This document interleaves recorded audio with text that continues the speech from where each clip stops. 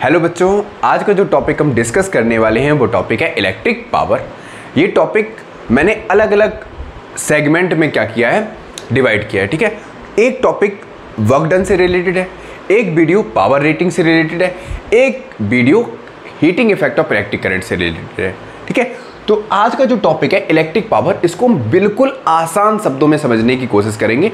ठीक है, कि इलेक्ट्रिक पावर सर्किट में काम कैसे करती है, वोल्टेज पे इसका क्या प्रभाव पड़ता है, करंट पे इसका क्या प्रभाव पड़ता है। ठीक है, पावर रेटिंग क्या होता है, पावर फैक्टर क्या होता है। ठीक है, हाई इलेक्ट्रिकल अप्लायंसेस में जो डिवाइस लगे होते हैं, ठीक है, जो ज़्यादा इलेक्ट्रिसिटी कंज्यूम करते हैं, उन पे पावर कैसे काम करती है। ठीक है, तो सबसे पहले बात करते हैं कि इलेक्ट्रिक पावर होता क्या है। ठीक है, इलेक्ट्रिक पावर हमको ये बताता है कि कोई भी इलेक्ट्रिक सर्किट में या कोई भी इलेक्ट्रिकल डिवाइसेस में इलेक्ट्रिसिटी कंज्यूम कितनी हो रही है। ठीक है, मतलब इलेक्ट्रिसिटी जो कंज्यूम हो रही है उसके रेट को कौन डिफाइन करता है, इलेक्ट्रिक पावर। बात समझ में आ रही, मतलब कितनी स्पीड से, ठीक है, कितनी पावर से कोई भी इलेक्ट्रिकल अप्लायंसेस इलेक्ट्रिसिटी को यूज करता है या इलेक्ट्रिसिटी को एक फॉर्म से दूसरे फॉर्म में कन्वर्ट करता है, वो कौन बताता है, इलेक्ट्रिक पावर। समझ में आ गया, क्लियर हो गया। अब पावर को हम अलग तरह से और बताते हैं। ठीक, the rate of doing work is simply known as power. ठीक, तो यहां पर सबसे पहले हम पावर का फॉर्मूला डिफाइन करेंगे कि पावर बराबर होता क्या। पावर बराबर होता है वर्क डन अपॉन टाइम। ठीक है, मतलब the rate of doing work is simply known as electric power. इतनी बात समझ में आई या नहीं आई। ठीक, अब वर्क डन हो कहां पे रहा है भैया, वर्क डन होगा इलेक्ट्रिक सर्किट के अंदर। इलेक्ट्रिक सर्किट में क्या होगा, कोई कंडक्टर होगा, कोई वायर होगा। ठीक है, ये वायर है, इसकी कुछ ना कुछ लेंथ होगी। ठीक है, कुछ ना कुछ एरिया होगा इसका। ठीक, अब ये इलेक्ट्रॉन आपस में क्या करेंगे, मेल मिलाप करेंगे, टकराएंगे, टकराने से कुछ ना कुछ रेजिस्टेंस बढ़ेगा, ये वायर हीट अप भी होगा। ये सारी चीजें आपको पता है। ठीक, लेकिन इलेक्ट्रॉन क्या कर रहा है, वर्क डन कर रहा है एक टर्मिनल से दूसरे टर्मिनल तक पहुंचने के लिए। तो यहां पर वर्क डन हो रहा है पर यूनिट टाइम। ठीक, उसी को हम बोलेंगे पावर। ठीक है, अब वोल्टेज क्या कर रहा है, पावर दे रहा है। पावर किसको दे रहा है, इलेक्ट्रॉन को पुश कर रहा है। ठीक, एक टर्मिनल से दूसरे टर्मिनल तक पहुंचने के लिए। यहां तक बात भेजे में घुसी। अब बच्चों आपने वोल्टेज का भी फॉर्मूला पढ़ा है, ध्यान से सुनना। वोल्टेज बराबर क्या होता है, वोल्टेज बराबर क्या होता है, ठीक, सॉरी, वोल्टेज बराबर, अच्छा वोल्टेज से मारो गोली, वर्क डन का पहले सुनो। वर्क डन क्या होता है बच्चों, वोल्टेज इंटू चार्ज, यही तो होता है। ठीक, यही तो होता है। ठीक, अब वोल्टेज के बराबर क्या होता है, ये भी अलग अलग तरह से। V इक्वल टू क्या होता है, I इंटू आर। आपने ये भी पढ़ा है, ये कहां पढ़ा है, ओम्स लॉ में पढ़ा है या नहीं पढ़ा है। तो यहां पर देखो, पहले वर्क डन का देखो, वर्क डन की जगह क्या रखा है, पोटेंशियल इंटू चार्ज। मैंने तुम्हें वर्क डन वाले वीडियो में पढ़ाया था कि मतलब पोटेंशियल क्या करता है, चार्ज पे वर्क करता है। ठीक, करता है या नहीं करता है। W बराबर क्या होता है, V इंटू क्यू। अगर हम यहां पर रखें तो पावर बराबर क्या रखेंगे, देखो यहां पर V into Q upon T. अब Q बराबर क्या होता है बच्चों, एज वी नो, Q बराबर क्या होता है, I into T. Quantization of charge पढ़ा है, वहां पर क्या था, Q बराबर NE। ठीक है, और ये क्या था, I बराबर Q बाई टी। तो Q बराबर क्या हो जाएगा भैया, I इंटू टी। ये तो पता है ना, इतना पता है। ठीक है, करंट को कैसे बताते थे हम, हाँ, charge flowing per unit time is simply known as electric current. वही तो था, पर यूनिट टाइम में जो चार्ज फ्लो करता है एक रीजन से दूसरे रीजन में, वो क्या था, चार्ज। ठीक है, चार्ज क्या कर रहा है, वर्क डन कर रहा है। ठीक है, अब यहां पे देखो, तो यहां पे हम क्या पुट कर सकते हैं, यहां पे सब्स्टिट्यूट करो, क्यू की जगह क्या करेंगे, I into T upon T. T से टी गया तो पावर का एक नया फॉर्मूला मिल गया हमको, P equal to B into I. क्या मिला, P equal to V into I, मतलब पोटेंशियल इंटू करंट, यही तो है। ठीक, ये फॉर्मूला समझ में आ गया, तो इतना नोट करो, फिर थोड़ा और आगे बढ़ते हैं। नोट करो बच्चा पार्टी जल्दी से।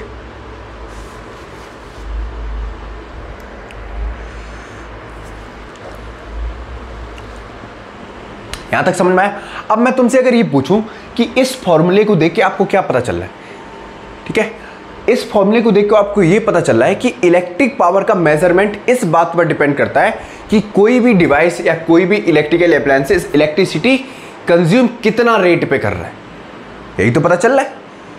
क्लियर हो रहा है? मतलब जितना ज़्यादा वो वोल्टेज को यूटिलाइज करेगा, ठीक है, जितना ज़्यादा करंट बनाएगा उतनी ही तो इलेक्ट्रिकल एनर्जी यूज़ होगी, समझ में आया? और उतना ही ज़्यादा क्या होगा, पावर होगा। अब पावर की जो यूनिट होती है बच्चों, वो होती है वॉट। क्या होती है? वॉट। और ये होती है स्मॉलर यूनिट और बिगर यूनिट होती है किलोवाट, ठीक है। एक होता है किलोवाट आवर, एक होता है किलोवाट आवर।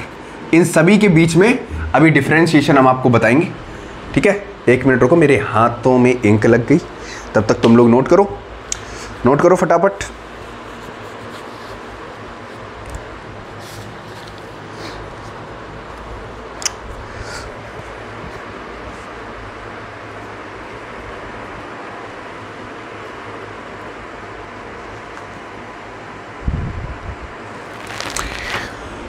इतना समझ में आया?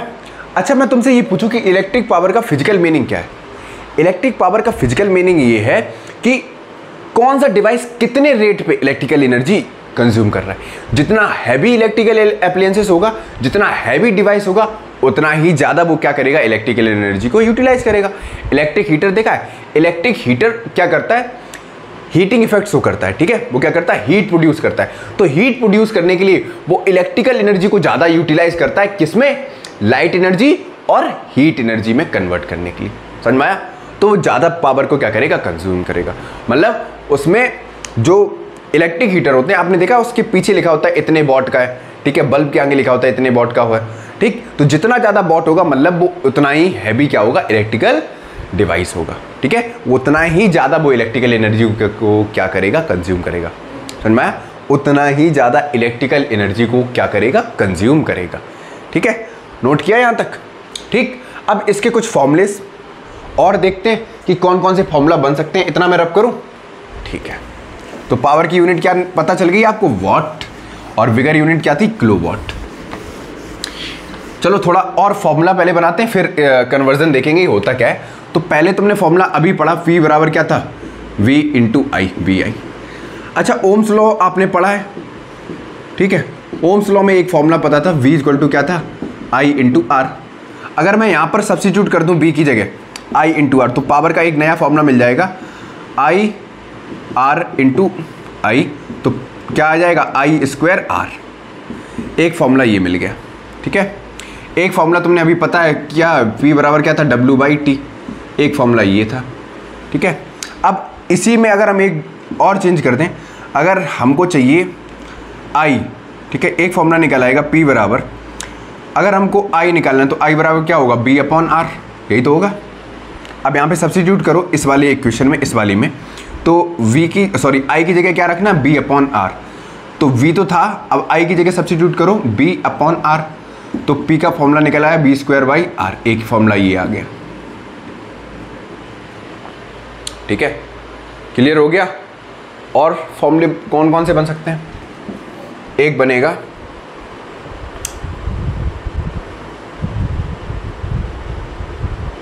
P बराबर, यहाँ पे रखो, W की जगह क्या था, V into Q upon T.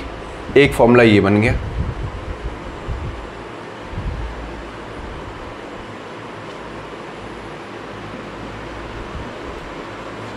ठीक है। अगर यहाँ पे सब्स्टिट्यूट करना चाहो तो V की जगह अगर आई आर रखोगे तब भी यहाँ पर एक नया फॉर्मूला आपको मिल जाएगा। तो ये कुछ फॉर्मूले हैं जो आपको क्या करने हैं, याद रखने, ठीक है। वी आई वाला एक ये फॉर्मूला, एक ये फॉर्मूला, एक ये फॉर्मूला, एक ये फॉर्मूला और एक ये फॉर्मूला, ठीक है, याद रखना है आपको, ठीक। अब यहाँ पर कुछ मैं टर्म्स लिख रहा हूँ, जैसे बिगर यूनिट ऑफ पावर क्या होती है, बिगर यूनिट ऑफ पावर। तो पहला है जैसे 1 किलोवाट। 1 किलोवाट होता है 10 टू दी पावर 3 वॉट के बराबर, क्योंकि पावर की यूनिट क्या होती है, वॉट, मैं बता चुका हूँ, ठीक है। फिर आता है 1 मेगावाट, कैपिटल MW, ये होता है 10 टू दी पावर 6 वॉट के बराबर, ठीक है, 10 टू दी पावर 6 वॉट। फिर होता है 1 गीगावाट, ये होता है 10 टू दी पावर 9 वॉट के बराबर, ठीक है। ये बिगर यूनिट है, दिख रहा है, ठीक। उसके बाद अगर स्मॉलर यूनिट की बात करें, हम स्मॉलर यूनिट की बात करें तो स्मॉलर यूनिट को हम देखेंगे। पहला होता है 1 मिलीवॉट, ठीक है, जो होता है 10 टू द पावर -3 वॉट, फिर होता है 1 माइक्रोवॉट, वो होता है 10⁻⁻6 वॉट, ठीक है। फिर होता है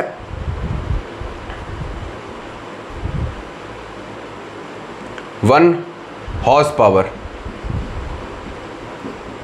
HP बोलते हैं, ठीक है, कैपिटल HP, जो कि होता है 746 वॉट, यही तो होता है,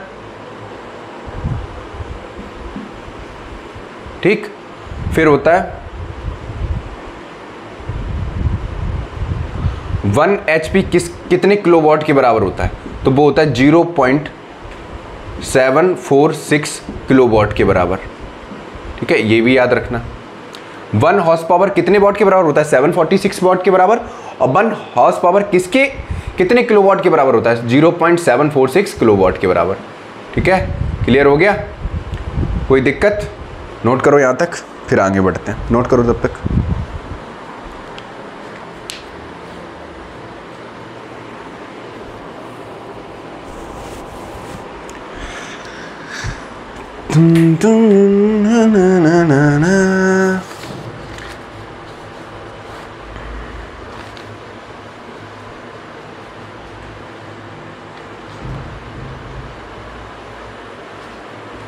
नोट किया? रब करें, ठीक है। उस साइड वाला लिखा रहने तो इधर वाला रब कर दे रहे।